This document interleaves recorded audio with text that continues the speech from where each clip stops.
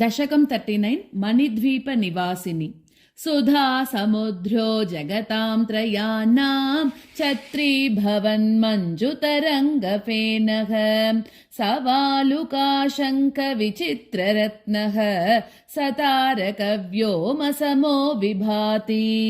तन्मध्यदेशे विमलं मणिद्वीभाग्यं पदं देवि विराजते ते यदुच्यते संस्मृतिनाशकारी सर्वोत्तरं पावनं च तत्रास्त्ययो धातुमयो मनोज्ञः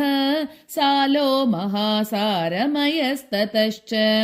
एवं च ताम्रादिमया किलाष्टा दशातिचित्रावरणालसन्ति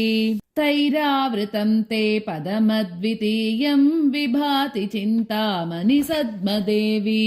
सन्त्यत्र सत्स्तम्भसहस्ररम्य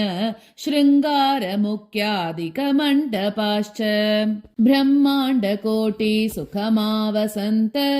उपासकास्ते मनुजासुराश्च दैत्याश्च सिद्धाश्च ततेतरे च यदन्ततो यान्ति पदं तदेतत् त्वं मण्डपस्था बहुशक्तियुक्ता शृणोषि देवी कलिगीतकानि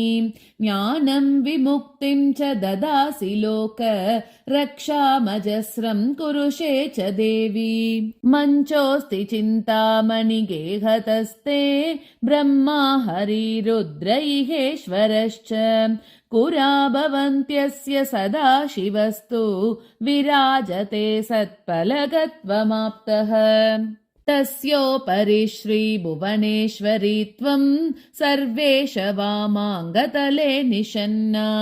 चतुर्भुजा भूषणभूषिताङ्गी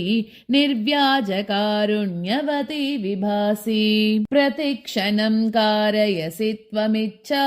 ज्ञानक्रियाशक्तिसमन्वितात्र त्रिमूर्तिभिः शक्तिसहस्रयुक्ता ब्रह्माण्डसर्गस्थितिसंहृतिश्च सा त्वं हि वाचां मनसोऽप्यगम्या विचित्ररूपासि सदाप्यरूपा पुरः सतां सन्निहिता कृपार्द्रा सदा मणिद्वीपनिवासिनी च मातर्मदन्तः करणे निषन्ना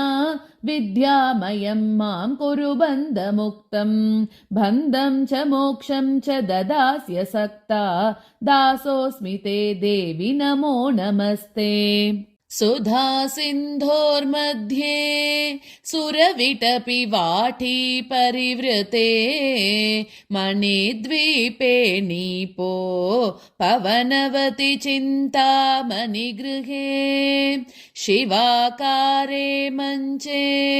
परमशिवपर्यङ्कनिलयां भजन्ति त्वां धन्याः कतिचन चिदानन्दलहरीम् सर्वमङ्गलमाङ्गल्ये शिवे सर्वार्धसाधके शरण्ये त्र्यम्बके गौरी नारायणि नमोऽस्तु ते ॐ श्रीमात्रे नमः।